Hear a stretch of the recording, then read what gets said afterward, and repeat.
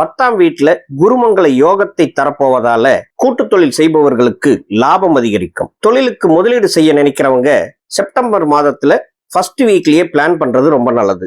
அதன் பிறகு 7ஆம் தேதியிலிருந்து விரையாதிபதி புதன் 12ஆம் வீட்டுல உச்சகதி ஆவதால எதிர்பார்த்ததை விட அதிகமாக முதலீடு செய்ய வைக்கலாம் அல்லது தேவையற்ற செலவுகளை இழுத்து விட்டுவிடும். உங்களுக்கு யோகக்காரகனான சனி 6ஆம் வீடான மறைவு ஸ்தானத்துல வக்கரமாகி குருவின் பார்வையால சுபத்துவமாக இருப்பதால வெற்றிகளை உண்டாக்கி தரும்.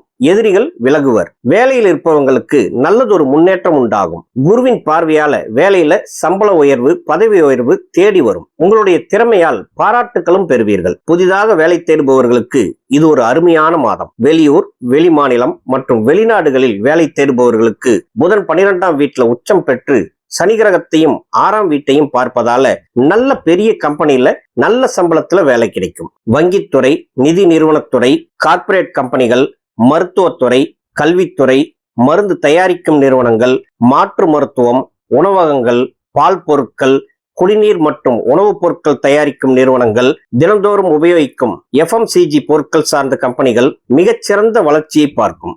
வேலையிலும் இந்த மேற்கூறிய துறைகளில் வேலைக்கு செல்பவர்களுக்கு நல்ல முன்னேற்றம் இருக்கும். பொருளாதார வகையில் இந்த மாதத்தில் பணவரவு திருப்திகரமாக இருக்கும். நிலுவையில் இருந்த பழைய பாக்கிகள் வசூலாகும். வீட்டு வாடகை, கடை வாடகை, இடம் வாடகைகள் எந்த தடையுமின்றி வசூலாகிவிடும். ஒருபுறம் இப்படி இருக்க புதன் விரயஸ்தானத்தில் உச்சமாவதால் குடும்பத்தில் சுப செலவுகள் அதிகரிக்கும். அதோடு முக்கிய செலவுகளாக குழந்தைகளின் படிப்பு செலவுகள், வீட்டு சீரமைப்பு செலவுகள், வண்டி பராமரிப்பு செலவுகள், மருத்துவ செலவுகள், அதுவும் தந்தைக்கு மருத்துவ செலவுகள் என்று எல்லாம் வர வாய்ப்புள்ளது. அதனால் சேமிப்பு சற்று குறைவாகவே இருக்கும். குடும்ப வாழ்க்கை சார்ந்த விஷயங்களில் 2ஆம் அதிபதி செவ்வாய் 18ஆம் தேதி வரையில் 9ஆம் வீட்டில் இருந்தாலும் பகையாக இருக்கும். 18ஆம் தேதியில இருந்து 10ஆம் வீடான கடகத்தில் நீசமாகிறது. குடும்பத்துல சிறு சிறு வாக்குவாதங்கள் வந்து நீங்கும். 2ஆம் இடத்தின் மீது குருவின் பார்வை இருப்பதால் குடும்ப உறுப்பினர்களுக்கு பாதிப்புகள் எதுவும் பெரிதாக வராது. 3ஆம் அதிபதியாக குரு உச்சத்தில் இருப்பதால் இளைய சகோதர சகோதரிகளின் வாழ்க்கை தரம் உயரும். அவர்களால் உங்களுக்கு ஆதாயமும் உண்டாகும். குடும்பத்தின் மீது உங்களுக்கு அக்கறை அதிகமாகும்.